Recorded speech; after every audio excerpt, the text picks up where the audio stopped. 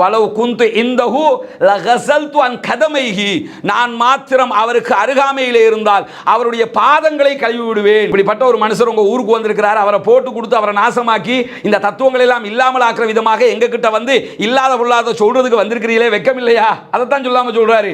நான் மட்டும் நீங்க இருக்கிற இடத்துல நான் இருந்தா அவருடைய காலை கழுவி விட்டு காலத்தை கழிச்சிட்டு போயிருவேன். இப்படிப்பட்ட ஒரு மனித புனிதர் வந்திருக்கிறார், இவருக்கு எதிராக நீங்கள் வந்து நிற்கிறீர்களே என்பதை தான் குலிஸ் மன்னர் அவர்கள் அபூ சுஃபியான் இடத்துல மிக தெளிவாக சொல்கிறார்கள். உலக அளவுல வேகமாக வளரக்கூடிய மார்க்கமாக இஸ்லாமிய மார்க்கம் இருக்கிறது. எந்த கேள்வி கேட்டாலும் பதில் இருக்கிறது. நீங்கள் இஸ்லாத்தை நோக்கி வீசுகிற எல்லா விமர்சனங்களுக்கும் பதில் இருக்கிறது. எல்லாவற்றுக்கும் தத்துவார்த்த ரீதியாக லாஜிக்கலி அனைவரும் ஏற்றுக்கொள்ளுகிற விதமாக பதில் சொல்லக்கூடிய ஒரே மார்க்கமாக இஸ்லாமிய மார்க்கம் இருப்பதை பார்க்க முடியும். உலகம் முழுவதும் இஸ்லாமோபோபியா ஆக்கிரமித்துக் கொண்டிருக்கிறது.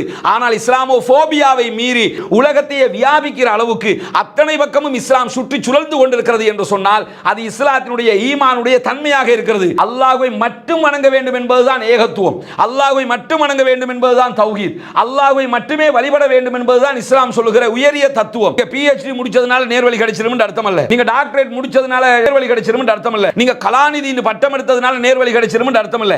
நேர்வழிங்கிறது எப்படின்னு கேட்டா யஹ்தி மையஷா, யாருக்கு அல்லாஹ் தஆலா நாடுகிறானோ அவர்களுக்கு கொடுப்பான். அது அல்லாஹ்வுடைய கையில உள்ளது. பாமர மக்கள் எல்லாம் சாதாரணமா நேர்வழியில தொழுது நோம்ப பிடிச்சிக்கிட்டு நேர்மை அப்படி எல்லாம் இருக்கிறத பார்க்க முடியும். பெரிய பெரிய படிச்சவங்க எல்லாம் பார்த்தா இதெல்லாம் ஒரு வேலையா, இந்த மதத்துக்கு பின்னாடி மார்க்கத்துக்கு பின்னாடி சுத்துறதெல்லாம் ஒரு காரியமா என்று புறக்கணிக்கிறத நீங்க பார்க்க முடியும்.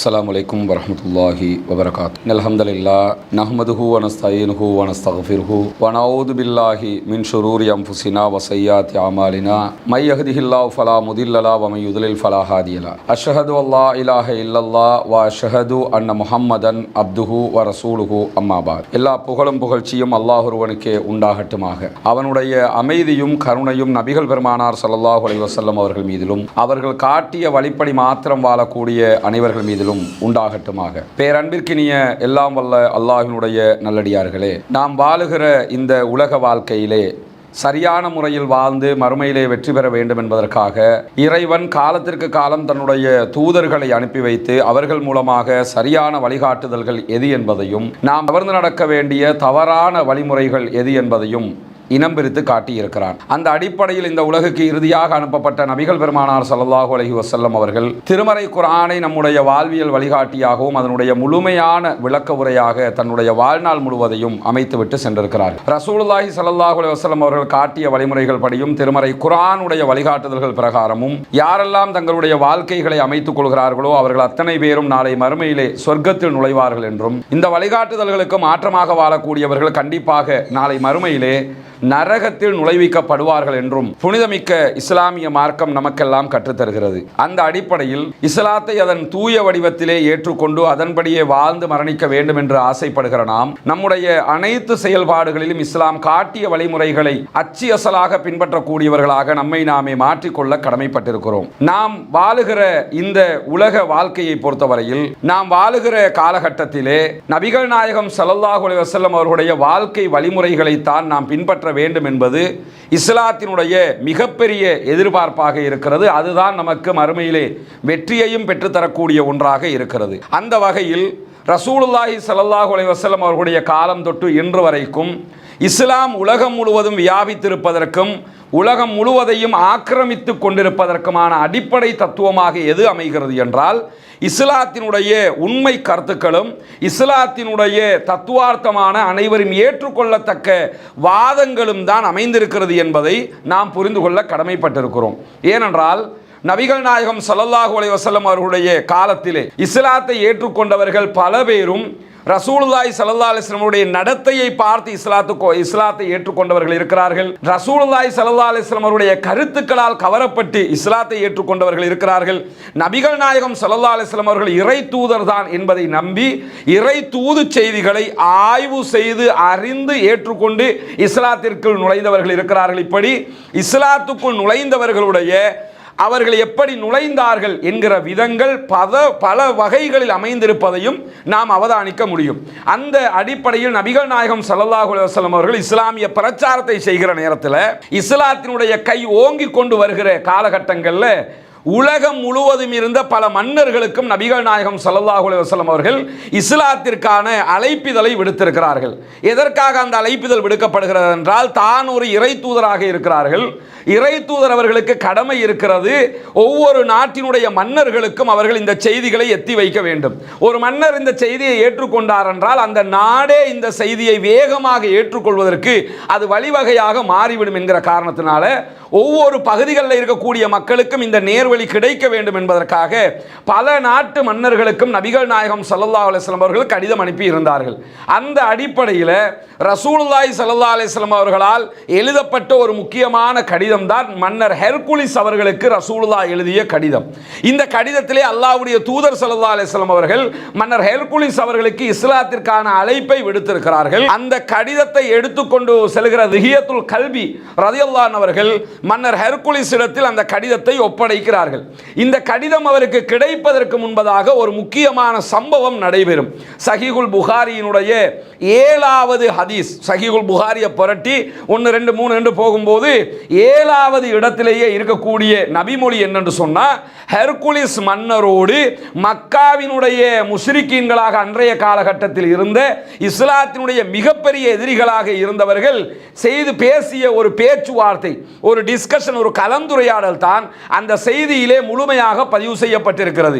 மன்னர் ஹெர்குலிஸ் அவர்கள் இஸ்லாத்தை எப்படி புரிந்து கொள்கிறார்கள், முஸ்லிம்களை எப்படி அடையாளம் காணுகிறார்கள், நபிகள் நாயகம் அல்லாஹ்வுடைய தூதர் தான் என்பதை எப்படி அவர்கள் புரிந்து கொள்கிறார்கள் என்பதை இந்த நபிமொழியிலிருந்து அச்சு அசலாக நாம் புரிந்து கொள்ள முடியும். எப்படி இந்த சம்பவம் நடக்கிறது என்று சொன்னால், ரசூலுல்லாஹி ஸல்லல்லாஹு அலைஹி வஸல்லம் உடைய கடிதத்தை திஹியத்துல் கல்பி அவர்கள் எடுத்துக்கொண்டு செல்கிறார்கள். அது ஒரு பகுதியாக இருக்கிறது. அதே நேரத்தில் நபிகள் நாயகத்தினுடைய பகுதிகளில் இருந்து, மக்காவில் இருந்து தன்னுடைய தேசத்திற்கு வந்து அந்த செய்திகளை ஒப்புவிப்பதற்காக, மன்னரிடத்தில் போட்டு கொடுப்பதற்காக என்று சொல்லியே வந்தவர்கள் தான் அபூ சுஃபியான் ரலியல்லாஹு அன்ஹுடைய தலைமையில் வந்த குழுவினர். அபூ சுஃபியான் ரலியல்லாஹு அன்ஹு பின் நாட்களில் இஸ்லாத்தை ஏற்றுக்கொள்கிறார்கள். ஆனால் அப்பொழுது அவர்கள் இஸ்லாத்தை ஏற்றுக்கொண்டிருக்கவில்லை. அப்ப அபூ சுஃபியான் அவர்களையும் அவருடைய சகாக்களையும் மன்னர் ஹெர்குலிஸ் அவர்கள் அழைக்கிறார்கள். அழைத்து என்ன பண்றார் என்று சொன்னா, சில பல கேள்விகளை முன்வைக்கிறார். 11 கேள்விகளை முன்வைக்கிறார்கள். அந்த கேள்விகளுக்குரிய பதில்களையும் தேடுகிறார்கள். இதே மாதிரியான ஒரு சம்பவம் தான் மன்னர் நஜ்ஜாஷியுடனான கலந்துரையாடல்ல சம்பாஷணையில் நடக்கும்.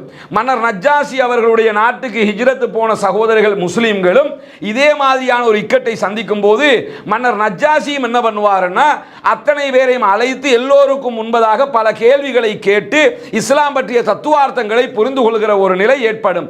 அந்த இடத்துல ஜஅஃபர் இப்னு அபீ தாலிப் ரலியல்லாஹு அன்ஹு அவர்கள் அந்த கேள்விகளுக்கெல்லாம் பதில் சொல்லுவார்கள். அது முஸ்லிம்களை நோக்கி எழுப்பப்பட்ட மிக முக்கியமான கேள்விகளாக இருக்கிறது. இந்த இடத்துல குற்றச்சாட்டை முன்வைக்கிறவர் முஸ்லிம் கிடையாது. பின்னாட்கள் தான் அவர் இஸ்லாத்துக்கு வர்றாரு. அபூ சுஃபியான் அவர்கள் தான் குற்றச்சாட்டை முன்வைக்கிறவர். மன்னர் ஹெர்குலிஸ் அவர்கள் அழைக்கிறார்கள். அழைத்து முதல்ல என்ன சொல்றாருன்னு சொன்னா, மொழிபெயர்க்கக்கூடியவரையும் அழைக்கிறார். ஏன்னா இவங்க அரபிகள், இவங்க அரபு பாஷையில் பேசுவாங்க. அவருடைய பாஷையை பேசக்கூடிய மொழிபெயர்ப்பாளர் அழைச்சு என்ன சொல்றாருன்னா, இந்த முகம்மதுடைய ஊர்ல இருந்து, மக்காவுல இருந்து வந்திருக்கிறவங்க இருக்கிறாங்கல்ல, அவங்க கிட்ட நீங்க என்ன சொல்லணும்னா, நான் சில பல கேள்விகளை கேட்க இருக்கிறேன். அந்த கேள்விகளுக்கு உண்மையை மட்டும்தான் சொல்ல வேண்டும். அவர் சொல்லுவது பொய்யாக இருந்தால் பின்னாடி இருக்கிற நீங்க காட்டி தந்துறனே. ஒரு குழுவாக நிற்கிறாங்க, அபூ சுஃபியான் நிற்கிறாரு. நான் இவர்கிட்ட கேள்வி கேட்பேன், அவர் பதிலை கரெக்டாக சொல்லணும். அவர் சொல்ற பதில் பிழையாக இருந்தால் நீங்க பின்னாடி இருக்கிறவங்க காட்டி தந்துறனே, இல்லைன்னா தொலைச்சு விடுவோம். பார்த்துக்க, மன்னர்கிட்ட நடக்க போகிற விஷயம் இது. உடனே அபூ சுஃபியான் ரலியல்லாஹு அன்ஹு தான் இந்த செய்தியை அறிவிக்கிறாங்க. அவர் என்ன சொல்றாருன்னு சொன்னா, நான் பொய் சொன்னால் என்னுடைய நண்பர்கள் என்னை காட்டி கொடுத்து விடுவார்கள் என்கிற வெட்கம் மட்டும் இல்லை என்று சொன்னால், அல்லாஹ்வின் மீது சத்தியமாக நான் நபிகள் நாயகம் ஸல்லல்லாஹு அலைஹி வஸல்லம் அவர்களை பற்றி பொய் பேசி இருப்பேன். என்ன, அவருக்கு ஒரு வெட்கம் வருது. நம்ம ஊருக்குள்ள ஒரு பெரிய ஆளா இருக்கிற, மக்காவுல மிக முக்கியமான ஒரு ஆள் அபூ சுஃபியான் ரலியல்லாஹு அன்ஹு அவர்கள். அவர் என்ன, மக்கா வெற்றியின் போது அவர் இஸ்லாத்துக்கு வருவார். அதுக்கு முன்பதாகவே முஸ்ரிக்கீன்களிடத்தில் பெரிய தலைவர்கள் ஒருவராக இருந்தவர். அவர் என்ன பார்க்கிறாருன்னா, நம்ம மன்னர்கிட்ட எதையாவது பொய்யா சொல்லி மன்னர் அது உண்மையான்னு சொல்லி நம்மளோட இருக்கிறவங்கள்ட்ட கேட்க, இவங்களில் யாராவது இல்லை இல்லை அது பொய்ன்னு சொல்லிட்டாங்கன்னா அவமானமா போயிடும். ஹெர்குலிஸுக்கு முன்னுக்கு அசிங்கப்பட்டு போயிட்டாரு அபூ சுஃபியான் வரலாறு சொல்லிரும். அதனால நான் பொய் சொல்வதற்கு நினைத்தாலும் இந்த வெட்கம் என்னை தடுக்கிறது என்று சொல்லிவிட்டார். சொல்லிட்டு என்ன செய்கிறார்னா மன்னர் ஹெர்குலிஸ் கேள்வி கேட்க ஆரம்பிக்கிறார்.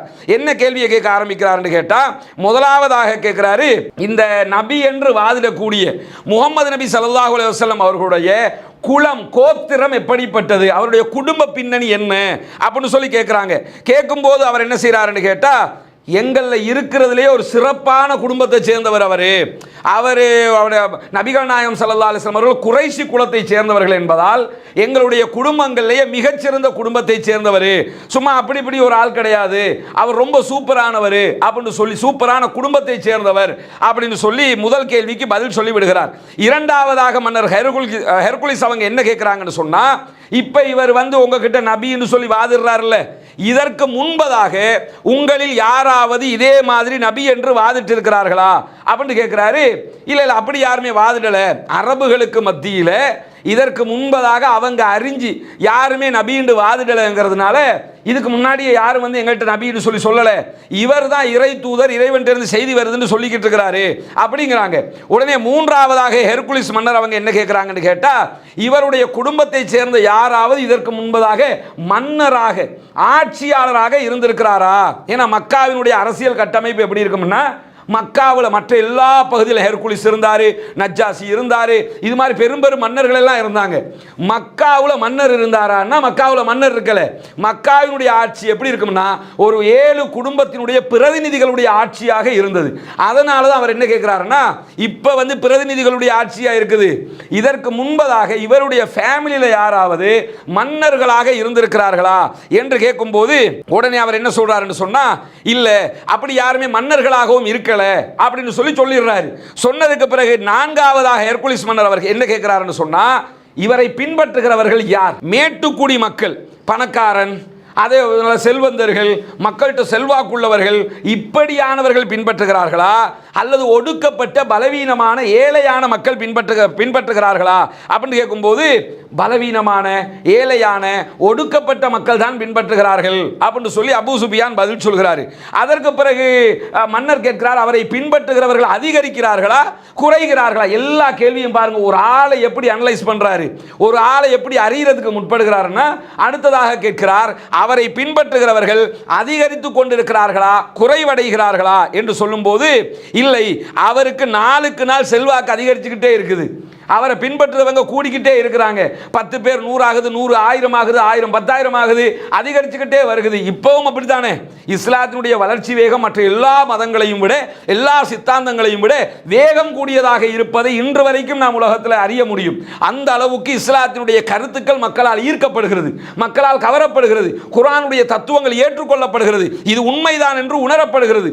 அதனால தான் அத்தனை பேர் இஸ்லாத்தை நோக்கி வருகிறார்கள். அபூ சுஃபியான் அவர்களும் ஹெர்குலிஸிடத்தில் சொல்கிறார்கள், அவரை பின்பற்றுகிற மக்கள் அதிகரித்துக் கொண்டே வருகிறார்களே தவிர யாரும் குறைவடையவில்லை அப்படின்னு சொன்னதுக்கு பிறகு ஆறாவதாக ஹெர்குலிஸ் மன்னர் அவர்கள் கேட்கிறார்கள், அவருடைய மார்க்கத்தில் நுழைஞ்சதுக்கு பிறகு யாராவது அதில் இருந்து வெளியேறி இருக்கிறாங்களா? அவருடைய தத்துவம் பிழை, அவர் சொல்ற கருத்துக்கள் பிழையா இருக்குது, குர்ஆன் பொய்யாக இருக்குது, இந்த மாதிரி யாராவது வெளியே போயிருக்கிறாங்களான்னு சொல்லும்போது, இல்லை அப்படி யாருமே வெளியே போகல அப்படின்னு சொல்லி அபூ சுஃபியான் அவர்கள் பதில் சொல்கிறார்கள். அதற்கு பிறகு கேட்கிறாரு, இவர் தன்னை நபி என்று வாதிடுவதற்கு முன்பதாக பொய் சொல்லி நீங்க சந்தேகப்பட்டிருக்கிறீங்களா அப்படின்னு கேட்கிறாரு. அதெல்லாம் கிடையாது, அவரை பொய் சொல்லி எல்லாம் நாங்க சந்தேகப்படலையே அப்படின்னு நபிகள் நாயகம் ஸல்லல்லாஹு அலைஹி வஸல்லம் அவர்களை பற்றி அபூ சுஃபியான் சொல்கிறார். கண்டிப்பாக பொய் சொன்னார்னு பொய் சொல்ல நினைச்சாலும் சொல்ல முடியாதுல்ல. ஏன் சொல்ல முடியாதுன்னா, அல் அமீன் நம்பிக்கைக்குரியவர், அஸ்ஸாதிக் உண்மையாளர் என்கிற பட்டங்களை எல்லாம் மக்காவை சேர்ந்தவர்கள் தான் நபிகள் நாயகத்துக்கே கொடுத்திருந்தார்கள். அவங்களே தான் இஸ்லாத்தை சொல்றதுக்கு முன்னாடி 40 ஆண்டுகளாக முகமது நபியை உண்மையாளர் என்று அழைத்தார்கள், முகமது நபியை நம்பிக்கைக்குரியவர் என்று அழைத்தார்கள். மக்காவில் உண்மை பேசுறவர்னா முகமது நபி தாங்க என்று 40 வருஷமா பார்த்துருக்கிறாங்க. மக்காவில் நம்பிக்கைக்குரியவர் யாரு? ஒரு அமானிதத்தை கொண்டு வைக்கணுமா, முகமது கொண்டு கொடுத்துருங்க, ரொம்ப அமானிதமாக நம்பிக்கையானவர் என்று பேரெடுத்தவர் யாருன்னு கேட்டா ரசூலுல்லாஹி ஸல்லல்லாஹு அலைஹி வஸல்லம். இஸ்லாம் வருவதற்கு முன்பதாகவே அப்படிப்பட்டவரை பற்றி தான் ஹெர்குலிஸ் கேட்கிறார், இவர் இதுக்கு முன்னாடி பொய் சொல்லுவாருன்னு உங்களுக்கு டவுட் இருக்குதா என்று கேட்கும்போது, இல்லை இல்லை அப்படி எந்த டவுட்டும் இல்லை, அல்லாஹ் தஆலா நபிகள் நாயகத்துடைய பிற்பட்ட வாழ்க்கையை மட்டும் பாதுகாக்கல, நபியாகுவதற்கு முன்பதாக இருந்த வாழ்க்கையும் தூய்மையாகவே வைத்துக் கொண்டான்.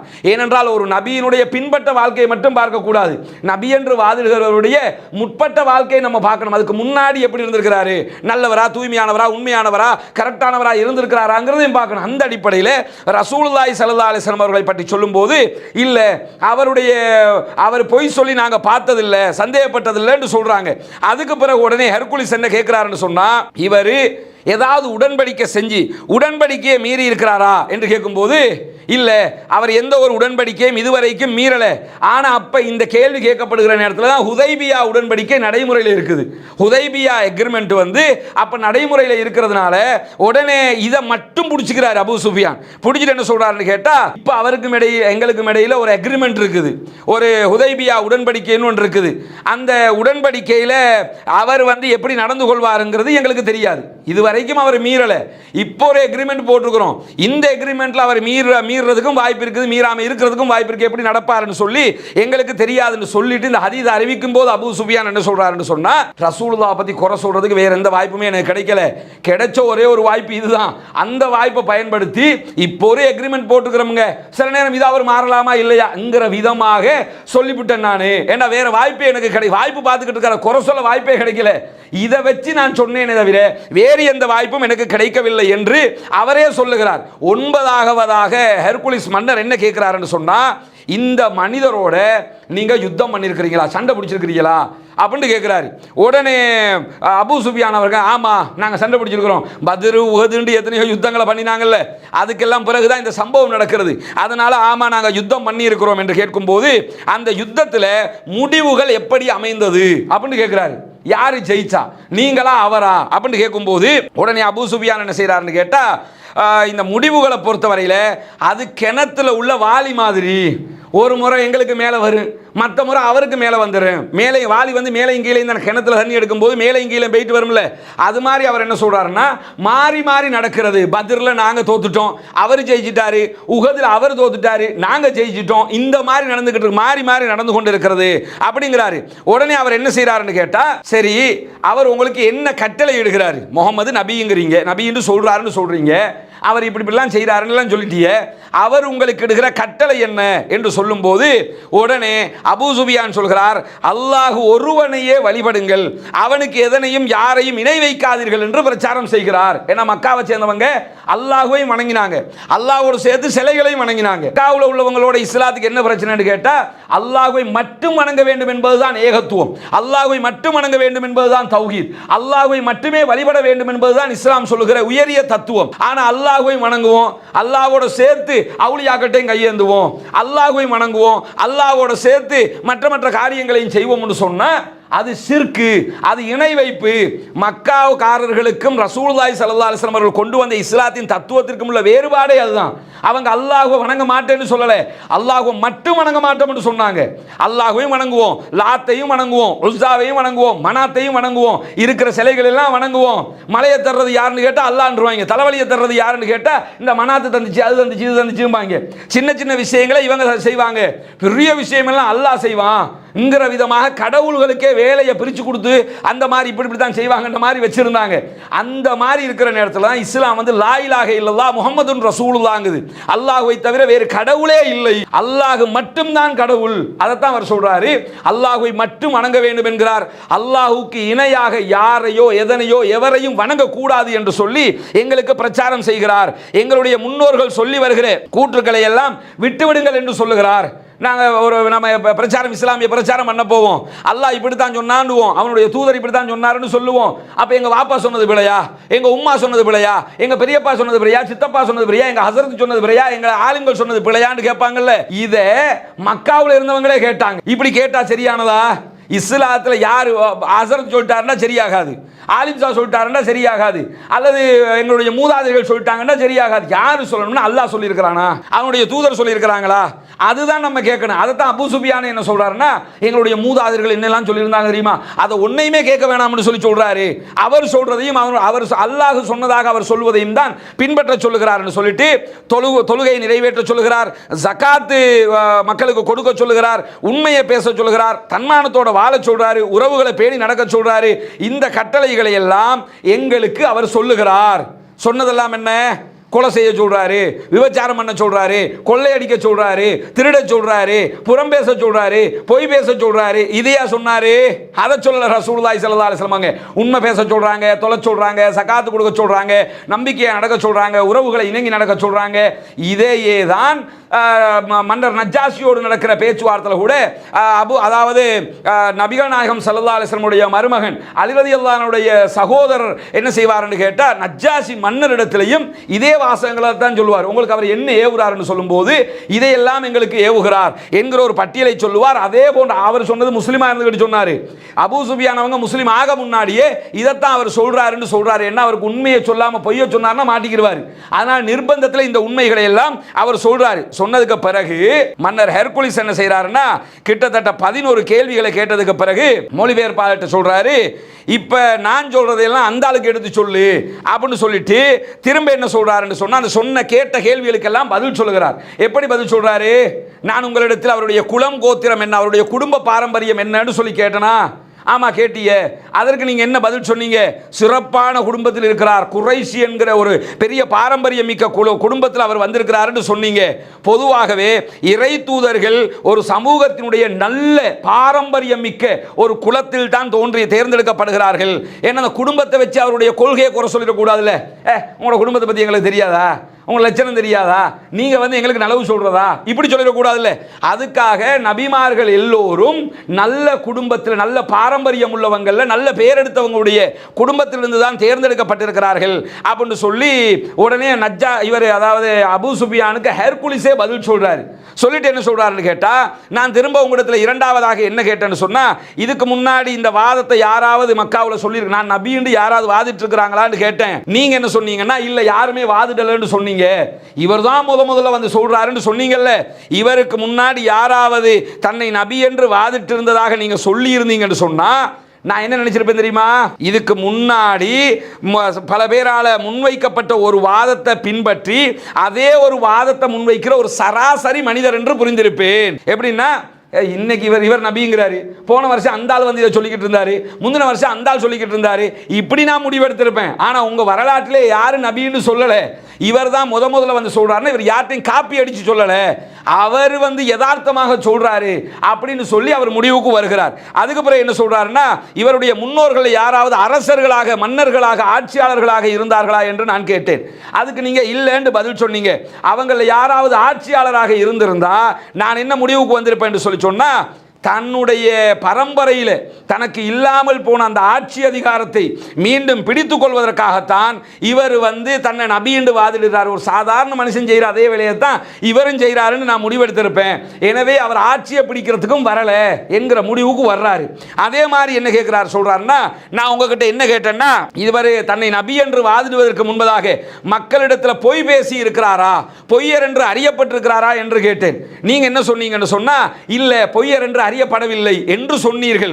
எனவே மன்னர் அவர்கள் என்ன முடிவுக்கு வர்றாருன்னு சொல்லி சொன்னா, மக்களிடம் பொய் பேச துணியாத இவர் இறைவனுடைய விவகாரத்தில் பொய் சொல்ல மாட்டார் என்று நான் புரிந்து கொண்டேன். மக்கள்கிட்டே பொய் சொல்லல, சின்ன சின்ன விஷயங்களுக்கு கூட பொய் சொல்லல, பெரிய பெரிய விஷயங்களுக்கு கூட பொய் சொல்லல, மக்கள்கிட்டயே பொய் சொல்லாதவர் அல்லாஹ்வுடைய விஷயத்தில் பொய் சொல்லுவாரா, பொய் சொல்ல மாட்டாருன்னு நான் விளங்கிக்கிறேன் அப்படின்னு சொல்லி பதில் சொல்றாரு.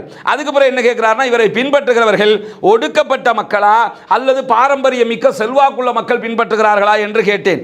நீங்க என்ன சொன்னீங்கன்னு சொன்னா, ஒடுக்கப்பட்ட மக்கள் தான் இவரை பின்பற்றுகிறார்கள், பெரிய பெரிய ஆட்கள் எல்லாம் இவரை எதிர்க்கிறார்கள் என்றுதான் நீங்கள் சொன்னீர்கள்.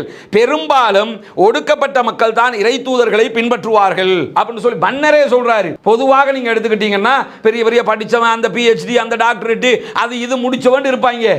இவங்க எல்லாம் இஸ்லாத்தை எதிர்க்கக்கூடியவங்களா இருப்பாங்க. ஆனா இஸ்லாத்துக்குள்ள இருக்கிறவன் விவசாயி இஸ்லாத்துக்குள்ள இருப்பாரு, ஸ்கூல் போய் இல்லாதவர் இருப்பாரு. ஹிதாயத்தை பொறுத்தவரை நேர்வழி என்பது கல்வியோடு சம்பந்தப்பட்டதல்ல. PhD முடிச்சதுனால நேர்வழி கிடைச்சிரும் அர்த்தம் அல்ல, நீங்க டாக்டரேட் முடிச்சதுனால நேர்வழி கிடைச்சிரும் அர்த்தம் அல்ல, நீங்க கலாநிதி பட்டம் எடுத்ததுனால நேர்வழி கிடைச்சிரும் அர்த்தம் இல்ல. நேர்வழிங்கிறது எப்படின்னு கேட்டா, யஹ்தி மையஷா, யாருக்கு அல்லாஹ் தஆலா நாடுகிறானோ அவர்களுக்கு கொடுப்பான். அது அல்லாஹ்வுடைய கையில உள்ளது. பாமர மக்கள் எல்லாம் சாதாரணமா நேர்வழியில தொழுது நோம்ப பிடிச்சிக்கிட்டு நேர்மை அப்படிலாம் இருக்கிறத பார்க்க முடியும். பெரிய பெரிய படிச்சவங்களை எல்லாம் பார்த்தா இதெல்லாம் ஒரு வேலையா, இந்த மதத்துக்கு பின்னாடி மார்க்கத்துக்கு பின்னாடி சுத்துறதெல்லாம் ஒரு காரியமா என்று புறக்கணிக்கிறத நீங்க பார்க்க முடியும். மன்னர் ஹெர்குலிஸ் எப்படி அதை புரிஞ்சுக்கிறாருன்னு கேட்டா, பொதுவாகவே நபிமார்களை ஏற்றுக்கொள். மக்காவில் நீங்கள் எடுத்துக்கிட்டீங்கன்னா அபு சுஃபியான் பிற்காலத்தில் இஸ்லாத்துக்கு வந்தார். அவ்வளோ அபு ஜஹில் இஸ்லாத்துக்கு வரல. உத்துபா ஷைபா போன்ற பெரும் தலைவர்கள் இஸ்லாத்துக்கு வரல. ஆரம்பத்தில் இஸ்லாத்துக்கு வந்தவங்க எல்லாம் யாரு? பிலால் ரதியல்லானவங்க, சுமையா ரதியல்லானவர்கள், யாசர் ரதியல்லானவர்கள், அம்மார் ரதியல்லானுடைய குடும்பம், இப்படி எல்லாருமே சின்ன சின்ன ஆக்களாக தான் வந்தாங்க. பெரிய பெரிய ஆக்கள்லாம் பின்னாட்களில் தான் இஸ்லாத்துக்கு வந்தாங்க. அப்ப அவரை நபிகள் நாயகத்தை நபிமார்களை பின்பற்றுகிறவர்கள் பெரும்பாலானவங்க பாமர மக்களாக, ஏழை மக்களாக, ஒடுக்கப்பட்ட மக்களாகத்தான் இருப்பார்கள். புரட்சி என்பது அவர்களிலிருந்து தான் ஆரம்பிக்கும் என்கிற விதமாக அவருக்கு மன்னர் ஹெர்குலிஸ் அவர்கள் பதில் சொல்லுகிறார்கள். அதுக்கு பிறகு என்ன சொல்றாருன்னா, நான் உங்ககிட்ட என்ன கேட்டேன்னு சொன்னா, இவரை பின்பற்றுகிறவங்க அதிகரிக்கிறாங்களா குறைறாங்களான்னு கேட்டேன். நீங்க என்ன சொன்னீங்கன்னா, அவங்க அதிகரிச்சுக்கிட்டே வர்றாங்க அப்படின்னு சொன்னீங்க. இறை நம்பிக்கைங்கிறது அப்படிப்பட்டது தான். மன்னர் என்ன சொல்றாருன்னா, இறை நம்பிக்கைங்கிறது நீங்க நினைக்கிற மாதிரி இல்லை. இது ஒரு கட்சியில் சேர்ற மாதிரி விஷயம் இல்லை. இது ஒரு இயக்கத்தில் சேர்ற மாதிரி விஷயம் இல்லை. இது ஒரு சங்கத்தில் சேர்ற மாதிரி விஷயம் இல்லை. அது நம்பிக்கை சார்ந்த விஷயம். இறை நம்பிக்கைங்கிறது எப்படின்னு கேட்டா, வளர்ந்துகிட்டே இருக்கும். இறை நம்பிக்கையினுடைய வளர்ச்சியை தடுக்க முடியாது. அது நம்பிக்கை சார்ந்த விவகாரம், இறைவனோடு சார்ந்த விவகாரம். அதனால தான் அதிகரித்துக் கொண்டிருக்கிறார்கள். உலக அளவில் பியூ ஆராய்ச்சி மையத்தினுடைய கருத்து பிரகாரம் உலக அளவில் வேகமாக வளரக்கூடிய மார்க்கமாக இஸ்லாமிய மார்க்கம் இருக்கிறது. எந்த கேள்வி கேட்டாலும் பதில் இருக்கிறது. நீங்கள் இஸ்லாத்தை நோக்கி வீசுகிற எல்லா விமர்சனங்களுக்கும் பதில் இருக்கிறது. இஸ்லாத்தை நோக்கி நீங்கள் கேட்கிற அனைத்து கேள்விகளுக்கும் பதில் இருக்கிறது. எல்லாவற்றுக்கும் தத்துவார்த்த ரீதியாக, லாஜிக்கலி அனைவரும் ஏற்றுக்கொள்ளுகிற விதமாக பதில் சொல்லக்கூடிய ஒரே மார்க்கமாக இஸ்லாமிய மார்க்கம் இருப்பதை பார்க்க முடியும். உலகம் முழுவதும் இஸ்லாமோபோபியா ஆக்கிரமித்துக் கொண்டிருக்கிறது. ஆனால் இஸ்லாமோபோபியாவை மீறி உலகத்தையே வியாபிக்கிற அளவுக்கு அத்தனை பக்கமும் இஸ்லாம் சுற்றி சுழந்து கொண்டிருக்கிறது என்று சொன்னால் அது இஸ்லாத்தினுடைய ஈமானுடைய தன்மையாக இருக்கிறது. ஆரம்பத்தில் வெளியிலிருந்து பார்க்கும்போது எதிர்ப்பார்கள், உள்ள வந்து பார்த்துட்டா கண்டிப்பாக ஏற்றுக்கொள்வார்கள். குவாண்டனோமோ சிறை கைதிகளை அடைத்து வைத்து அவர்களுக்கு தண்டனை கொடுத்து கொண்டிருந்த, மிகப்பெரிய அநியாயம் செய்து கொண்டிருந்த குவாண்டனோமோ சிறைச்சாலையினுடைய சிறை கைதிகளை கண்காணிக்கிற கண்காணிப்பாளரே பின்னாட்களில் இஸ்லாத்திற்கு வந்து தி டைட்டர் என்று புத்தகம் வெளியிட்ட காட்சியை பார்த்திருப்போம். மிகப்பெரிய பாடகர்களாக, மிகப்பெரிய செல்வாக்கு மிக்கவர்களாக இருந்தவர்கள் இன்றைக்கு யூசுப் இஸ்லாம் என்கிற பெயரில் இஸ்லாமிய பிரச்சாரகர்களாக மாறி இருக்கிறது நம்ம பார்க்கிறோம். மிகப்பெரிய இசையமைப்பாளர்கள் இஸ்லாத்தை நோக்கி வந்த காட்சியில் நம்ம பார்க்கிறோம். பாரம்பரிய நடிகைகள் இஸ்லாத்தை நோக்கி வந்த காட்சியில பார்க்கிறோம். இப்படி யாராக இருந்தாலும் இஸ்லாத்தினுடைய தத்துவங்களை எதிர்க்க நினைப்பாங்க. ஆனால் பின்னாட்கள் அவர்கள் இஸ்லாத்தை நோக்கி வரக்கூடிய காட்சிகளை தான் நாம் காண முடியும். ஈமான்னா அப்படி தாங்கிறாரு. ஈமானுங்கிறது என்னன்னா வளர்ந்துகிட்டே இருக்கும் அப்படின்னு சொல்லிட்டு, நான் அடுத்ததாக உங்கள்கிட்ட என்ன கேட்டேன்னு கேட்டா, இது இஸ்லாத்துக்குள்ள நுழைஞ்சிட்டு யாராவது இந்த குறைகளை சொல்லிட்டு இஸ்லாத்தில் இதெல்லாம் பிழைன்னு சொல்லிட்டு வெளியே போனவங்க இருக்கிறாங்களா மாதிரி கேட்டேன். நீங்க யாருமே அப்படி போகலன்னு சொன்னீங்க. அதுதான் அதனுடைய தன்மை அப்படிங்கிறாரு. ஏன்னு கேட்டா, இந்த அதாவது இந்த இறை நம்பிக்கை எப்படி இருக்கும் கேட்டா இப்படித்தான் இருக்கும். அந்த இதயத்துக்குள்ள நுழைஞ்சிருச்சுன்னு சொல்லி சொன்னா ஒன்றோடு ஒன்று கலந்து அப்படித்தான் அது ஆகிரும். ஒருத்தர் வந்துட்டாருன்னா திரும்பி போக மாட்டார். யாராவது இஸ்லாத்துக்குள்ள வந்துட்டு இஸ்லாத்திலே இந்த விவகாரங்கள் எல்லாம் பிழையாக இருக்க நிரூபிச்சுட்டு யாராவது போனதை பார்க்குறீங்களா? சுயநலத்துக்காக வந்த மாதிரி ரிட்டர்ன் போயிருப்பாங்க. அங்க வந்து பார்த்தோம், அது கிடைக்கல, இது கிடைக்கல, எனவே போயிட்டேன். இந்த மாதிரி ஒருத்தர் ரெண்டு பேரும் நீங்க பார்க்க முடியுமே தவிர, மார்க்கத்தை புரிந்து ஏற்றுக்கொண்டு வந்து இந்த லாஜிக்கலி நான் உள்ளே வந்தேன், இது பிழை என்பதா நான் வெளியே போனேன் என்று ஒருத்தரை கூட நீங்க பார்க்க முடியாது. இஸ்லாம் அப்படிப்பட்டதுதான் என்பதை அன்றைக்கே ஹெர்குலிஸ் மன்னர் அவர்களும் சொல்லக்கூடிய காட்சியை நம்ம பார்க்க முடியும் சஹீஹுல் புகாரில. அதே மாதிரி அவர் என்ன கேட்கிறாருன்னு கேட்டா, இவர் உடன்படிக்கைகளை மீறி இருக்கிறாரான்னு உங்கள்கிட்ட நான் கேட்டேன். நீங்க இல்லைன்னு சொல்லி சொன்னீங்க. இறை தூதர்கள் அப்படிப்பட்டவர்கள் தான். இறை தூதர்கள் உடன்படிக்கையை மீற மாட்டார்கள் என்கிறார் ஹெர்குலிஸ் மன்னர் அவர்கள். சொன்னதுக்கு பிறகு என்ன சொல்றாருன்னு கேட்டா, இவர் உங்களுக்கு என்ன கட்டளை இடுகிறார் என்று நான் கேட்டேன். நீங்க என்ன சொன்னீங்க? அல்லாஹ்வை வணங்க வேண்டும், அல்லாஹ்வை மட்டும் வணங்க வேண்டும் என்று சொல்கிறார். அவனுக்கு இணை வைக்க வேண்டாம் என்று சொல்கிறார். யாரையும் இணை கற்பிக்க கூடாது என்று சொல்லுகிறார். சிலைகளை வழிபடக்கூடாது என்று சொல்கிறார். உங்களுக்கு தொழுகை தொழ சொல்லுகிறார், உண்மை பேச சொல்லுகிறார், தன்மானத்தோடு நடக்க சொல்லுகிறார், பொய் பேச வேண்டாம் என்று சொல்லுகிறார். இப்படி பல விவகாரங்களையும் நீங்கள் சொன்னீர்களா இல்லையா? ஆமா சொன்னேன் அப்படின்னு சொன்னதுக்கு பிறகு சொல்றாரு, நீங்க சொன்னதுதான் உண்மையாக இருக்குமாக இருந்தால் என்னுடைய பாதத்துக்கு கீழாக இருக்கக்கூடிய ரோமாபுரி நகரம் உட்பட பல பகுதிகளையும் அவர் ஆட்சி செய்வார். அவருடைய ஆட்சிக்கு கீழாக இந்த நகரங்கள் வீழ்வதையும் யாரும் தடுக்க முடியாது என்கிறார் மன்னர் ஹெர்குலிஸ் அவர்கள். இதுதான் நீங்க சொன்ன தத்துவம்னா, நான் கேட்ட மாதிரி இந்த அடிப்படையில் தான் நீங்கள் சொல்லுகிற நபர் முகம்மது என்கிறவர் இந்த மாதிரி தான் நடக்கிறாரு என்று சொன்னால், கண்டிப்பாக என்னுடைய பாதத்துக்கு கீழால் இருக்கக்கூடிய இந்த பகுதிகளையும் அவர் ஆட்சி செய்வார், என்னுடைய ஆட்சி வீழும் அப்படிங்கிறாரு ஹெர்குலிஸ் மன்னர் அவர்கள். நீங்க சொல்றது உண்மையாக இருந்தா என்னுடைய பாதத்துக்கு கீழால் இருக்கக்கூடிய இந்த பகுதிகளையும் அவர் ஆட்சி செய்வார். ஒரு இறை தூதர் வர இருக்கிறார் என்கிற நம்பிக்கை எனக்கு இருந்தது. நான் அதை புரிந்து வைத்திருந்தேன். ஆனா குறைஷிகளாகிய உங்களிடமிருந்து தான் அந்த இறை தூதர் வருவார் என்று நான் ஒருபோதும் நினைத்திருக்கவில்லை.